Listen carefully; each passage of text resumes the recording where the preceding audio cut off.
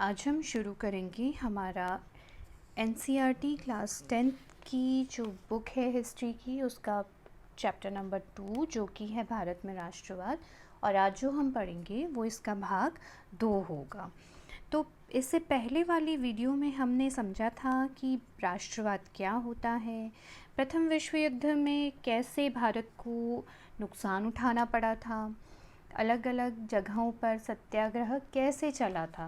तो आज हम पढ़ेंगे कि जो उससे आगे आंदोलन हुए थे वो कौन कौन से थे। तो सबसे पहले क्या हुआ था कि जब ये सारी चीज़ें हो ही रही थी कि अलग अलग जगहों पर भारत में सत्याग्रह हो रहे थे, तो इसी समय देश में अंग्रेज़ी जो सरकार थी उन्होंने रॉलेट एक्ट पारित कर दिया। ये जो रॉलेट एक्ट था जो 1919 में पारित किया गया था अंग्रेज़ सरकार द्वारा, ये जल्दबाजी में पास किया गया था, जबकि जो जितने भी भारतीय लोग थे वो इसके खिलाफ़ थे। भारतीय जो सदस्य थे वो खिलाफ़ थे इस कानून की।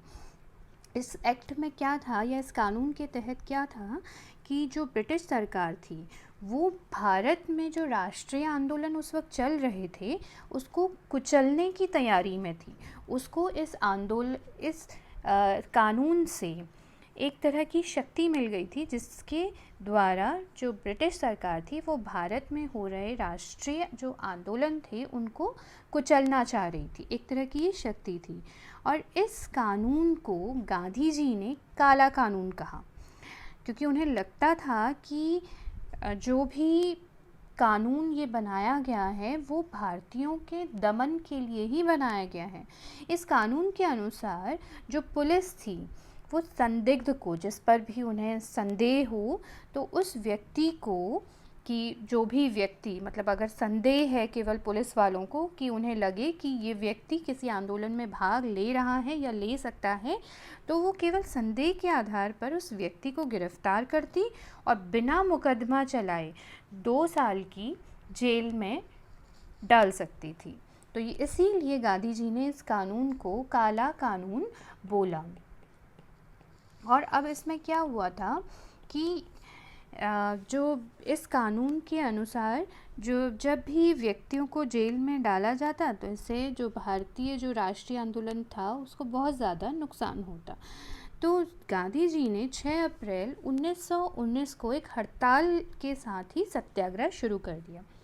इस वजह से जो कई शहर थे उनमें रैलियां होने लगी, लोग इकट्ठा होने लगे। मज़दूर जो थे उन्होंने मिलों में काम करना छोड़ दिया, उन्होंने हड़तालें शुरू कर दी और दुकानें बंद कर दी गई। और जो कई चीज़ें थी, जैसे कि जो सरकार थी उसने मार्शल लॉ लगा दिया। मार्शल लॉ का मतलब होता है कि एक तरह का सैनिक कानून, और यह किसी भी देश में सरकार द्वारा घोषित ऐसी न्याय व्यवस्था होती है जिसमें जो सैन्य बल है को एक क्षेत्र पर उस शासन करने के लिए, नियंत्रण करने के लिए पूरा का पूरा अधिकार दे दिया जाता है। तो इस वजह से उस वक्त जो सैन्य शक्ति में एक महत्वपूर्ण नाम था जनरल डायर का, उनके पास सारी शक्तियाँ आ गई थी, वो अपने हिसाब से कंट्रोल करते थे। तो ये रॉलेट एक्ट जो था वो भारतीयों के लिए और भारतीय जो राष्ट्रीय आंदोलन था उसके लिए बहुत बड़ा एक नुकसान था। अब आगे इसमें क्या हुआ कि रॉलेट एक्ट जब चल ही रहा था 1919 में, तो अप्रैल 13, 1919 को बैसाखी का दिन था और पंजाब के अमृतसर में जलियांवाला बाग हत्याकांड हो गया। तो ये रॉलेट एक्ट का विरोध करने के लिए और साथ में जो बैसाखी का पर्व था उसका मेला लगा हुआ था जलियांवाला बाग में, तो उस मेले को देखने के लिए और रॉलेट एक्ट का विरोध करने के लिए जो अमृतसर या उसके आसपास की करीब 20,000 जो जनता थी वो उस जलियांवाला बाग में इकट्ठा हो गई। और इस वक्त क्या था कि सार्वजनिक सभाएं, मतलब इस तरह जो लोग थे बहुत नंबर में वो एक साथ एकत्र नहीं हो सकते थे। उस वक्त ये सार्वजनिक सभाओं पर प्रतिबंध लगाया गया था और जिसकी जानकारी लोगों को थी ही नहीं। तो जब ये लोग सारे इकट्ठा हुए तो तभी जो जनरल डायर थे उन्होंने अपने सैनिकों को इस बाग को चारों ओर से घेरने का आदेश दे दिया और बिना कोई चेतावनी दिए लोगों पर गोलियां चलवा दी। तो जहाँ बाग में बाहर जाने का केवल एक ही रास्ता था उस बाग में अंदर बाहर जाने के लिए, तो लोग जो थे वो पूरी तरह से उसी इमारत मतलब उसी जगह पर फंस गए थे। तो जो जिसको सैनिकों ने चारों ओर से घेर रखा था, जो इस वजह से जो जनता थी वो बाग से बाहर निकल ही नहीं पाई और बहुत से लोगों की इसमें मौत हो गई। और इस तरह की कार्रवाई से जो जनरल डायर था वो वहाँ पर जो लोग इकट्ठा थे, जो राष्ट्रीय आंदोलन को आगे बढ़ा रहे थे, उन लोगों को वो डराना चाह रहा था। और आज भी हम उस घटना के अवशेष जो हैं वो आज भी अमृतसर के अगर जलियांवाला बाग में जाते हैं तो उसके अवशेष हमें आज भी देखने को मिलते हैं। वहाँ पर एक कुआं था, उसमें भी बहुत से लोग चले गए अपनी जान बचाने के लिए, लेकिन वहाँ लोग नहीं बच पाए उस कुएं में भी जाकर, क्योंकि वो एक के ऊपर जो लोग थे वो गिरते गए, तो उनका उस कुएं से भी बचना बहुत ज़्यादा मुश्किल था। तो जब इस घटना का लोगों को पता चला, जब लोगों में ये बात फैल गई तो लोगों में गुस्सा भर गया और लोगों ने जो सरकारी इमारतें थी उन पर हमला करना शुरू कर दिया। बदले में सरकार ने जो लोग थे उन पर कोड़े बरसाने के आदेश दिए और जो गांव थे उनको बम से उड़ाने लगी। तो हिंसा बढ़ने लग गई और बढ़ती ही चली गई। ये देखकर जो गांधी जी थे उन्होंने सत्याग्रह बंद कर दिया। रॉलेट जो सत्याग्रह था वो बड़े लेवल पर तो हुआ ना, पर कुछ शहरों तक ही ये सीमित रहा। अब गांधी जी को लगा कि अगर कोई बड़ा आंदोलन करना है तो हिंदू और जो मुसलमान हैं उनको एक होना पड़ेगा, और इसके लिए गांधी जी ने खिलाफत आंदोलन शुरू कर दिया। अब खिलाफत आंदोलन था क्या? तो प्रथम विश्व युद्ध में आपको याद होगा तो केंद्रीय शक्तियों के रूप में जो तुर्की था उसने भी भाग लिया था। तो प्रथम विश्व युद्ध समाप्त होता है केंद्रीय शक्तियों की हार से, जिसमें तुर्की भी शामिल था। और ये अफवाह भी फैल चुकी थी कि जो मित्र राष्ट्र हैं वो तुर्की पर भी बहुत ज़्यादा कठोर संधि लगाने वाले हैं। जो दुनिया भर के जो मुसलमान हैं वो तुर्की के जो सुल्तान हैं, यानी कि वहाँ के जो राजा हैं तुर्की के, उसे अपना धर्म गुरु या धर्म का रक्षक यानी कि खलीफा मानते थे। तो खलीफा की जो शक्तियाँ थी उसे बचाने के लिए मार्च 1919 में मुंबई में एक खिलाफत कमेटी बनाई गई थी। तो ये जो कमेटी थी इसमें मुख्य रूप से जो दो नाम थे, दो युवा नेता थे, मुस्लिम नेता, जिनका नाम था मोहम्मद अली और शौकत अली। उन्होंने यहाँ पर इस कमेटी में सत्याग्रह की बात कही थी और गांधी जी को भी इसमें शामिल होना था। तो गांधी जी को यह जो मौका था ये खिलाफत आंदोलन का, वो बहुत अच्छा मौका मिला उन्हें कि हिंदू और मुसलमानों को साथ लाने के लिए। और फिर गांधी जी ने कांग्रेस के जो सितंबर 1920 का कलकत्ता अधिवेशन था उसमें नेताओं को मनाया, अपने कांग्रेस के नेताओं को मनाया कि हमें खिलाफत और स्वराज के लिए असहयोग जो आंदोलन है उसे शुरू कर देना चाहिए। और ये जो खिलाफत आंदोलन था वो हिंदू मुस्लिम एकता का भी एक महत्वपूर्ण बिंदु था। अब इसके बाद असहयोग आंदोलन शुरू किया गया।